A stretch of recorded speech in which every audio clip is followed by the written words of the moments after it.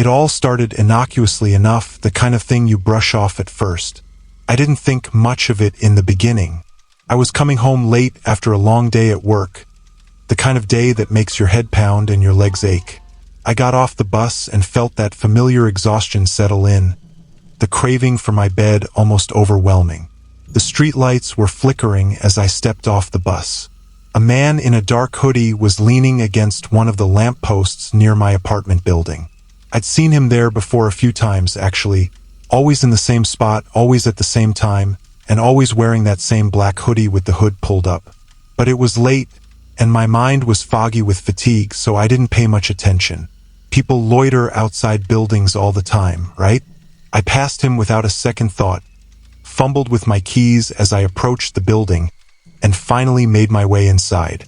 The elevator creaked its usual tired groan, and as I stood waiting for it to arrive, I glanced back through the glass doors.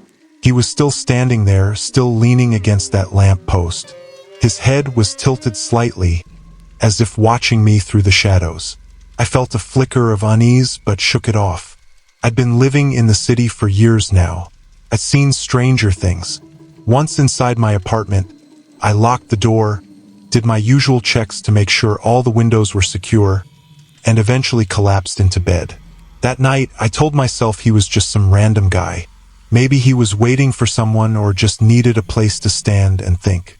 Cities are full of weird people, right? He wasn't paying attention to me. He wasn't. The next night, though, he was there again. This time, it was a little earlier. I'd gotten off work before sunset and decided to take a walk around the block before heading home, hoping the fresh air would clear my head. As I circled back toward my building, I saw him. Same guy, same hoodie, same spot. I didn't recognize him. I was sure of that now. I tried not to stare. He wasn't doing anything illegal, but something about his presence made my skin prickle. He wasn't moving, just leaning against the lamppost, head down, hands stuffed into his pockets. I quickened my pace, hoping that if I ignored him, he'd disappear. That night, though, as I closed the blinds in my apartment, I couldn't help but peek through a gap. He was still there. This went on for a week. Every night, without fail, he was there, always in that same spot, watching. Though I couldn't quite catch him looking directly at me, there was something about his posture, the way he stood so still, that unnerved me. It was as if he was waiting, but I didn't know for what. After a while, it became harder to dismiss. I began seeing him during the day too. At first, it was subtle. A glimpse of someone who might have been him in the crowd as I stepped off the bus for work. But the more I tried to brush it off, the more frequent the sightings became. I'd walk into a cafe and catch a glimpse of a black hoodie out of the corner of my eye. I'd be grocery shopping and swear I saw him by the entrance, hands buried deep in his pockets, the hood obscuring his face. I told myself it was just a coincidence. The city was full of people wearing hoodies. I was just being paranoid. But deep down, I knew something wasn't right. One night, I decided to test it. After work, I didn't take my usual bus. I grabbed an Uber instead, a roundabout route that dropped me off a few blocks from my apartment. As I walked, I kept an eye on my surroundings, hyper-aware of every movement around me. First, everything seemed fine. I didn't see him. The streets were quiet, and for the first time in days, I felt a strange sense of relief. Maybe I'd been imagining things. Maybe I was just being paranoid. I turned the corner toward my building, feeling lighter, calmer. But then I saw him again. He was standing under the same streetlight, leaning in the same way he always did. This time, there was no mistaking it. He was waiting for me. I stopped in my tracks, my heart pounding in my chest. For the first time, I felt genuinely afraid. I fumbled for my phone, my fingers trembling as I tried to look busy, as if checking a message. I didn't want him to know that I'd noticed him. I hurried past, my breath coming in shallow gasps, and made it inside the building. I didn't look back. I didn't want to confirm what I already knew, that he was still there, watching me. Once inside my apartment, I locked the door and deadbolted, then checked the windows 3 times to make sure they were secure. I even pushed a chair up against the door, feeling ridiculous but too scared to care. I spent the rest of the night glued to my couch, every creak in the building setting my nerves on edge. I couldn't shake the feeling that he was out there, waiting for me. The next morning, I woke up exhausted, the anxiety from the night before still clinging to me. But it wasn't just fatigue that made me feel uneasy. There was something else, something I couldn't quite put my finger on. I made myself a cup of coffee, trying to shake the fog from my mind. But when I glanced toward the window, I froze. Here, on the ledge just outside my bedroom window, was a smudge. It looked like a fingerprint, just barely visible on the glass. My heart lurched. Had someone been outside my window last night? My apartment was on the second floor. How could anyone have gotten up there? I stared at the mark for what felt like an eternity, trying to rationalize it. Maybe it was old, something I hadn't noticed before. Maybe it was just dirt. But deep down, I knew that wasn't the case. I didn't sleep well that night or the night after. Every time I closed my eyes, I pictured him standing outside, staring up at my window. I started avoiding my apartment as much as possible, staying late at work or hanging out with friends just to delay going home. But no matter what I did, he was always there, always watching. It reached a point where I couldn't take it anymore.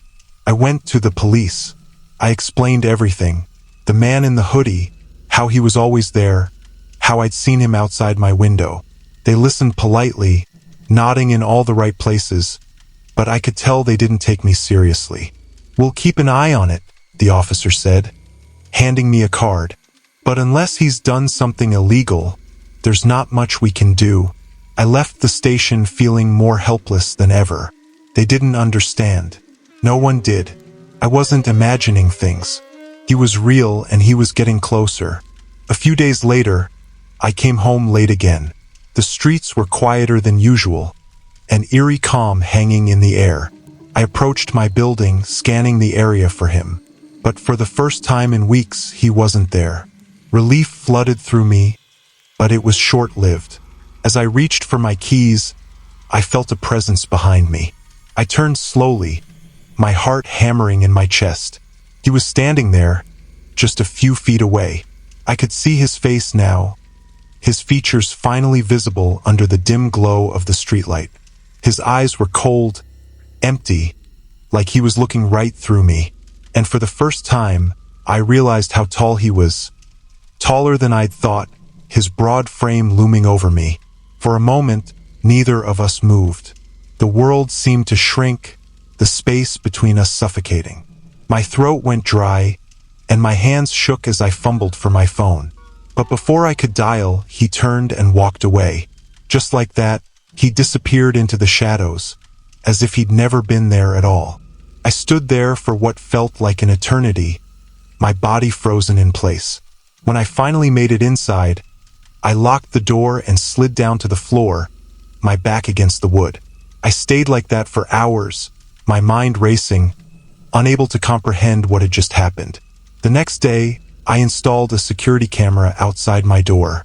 I didn't care if it seemed paranoid. I needed proof. I needed to know I wasn't losing my mind. That night, I didn't sleep at all. Every sound, every creak of the floorboards made me jump. But when I checked the footage in the morning, there was nothing. No one had been outside. No one had followed me. Maybe he was gone. Maybe he'd finally moved on. But I couldn't shake the feeling that he wasn't done with me yet. 2 nights later, I found out I was right.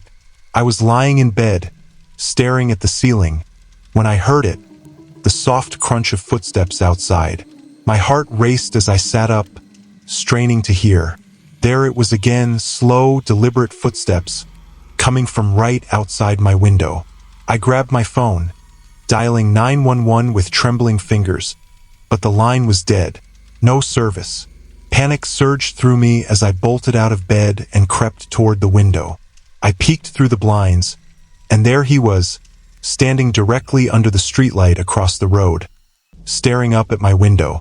He didn't move, didn't flinch, just stood there, his face hidden in the shadows.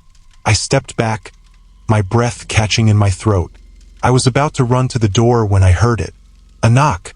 Not at my front door, at my bedroom door.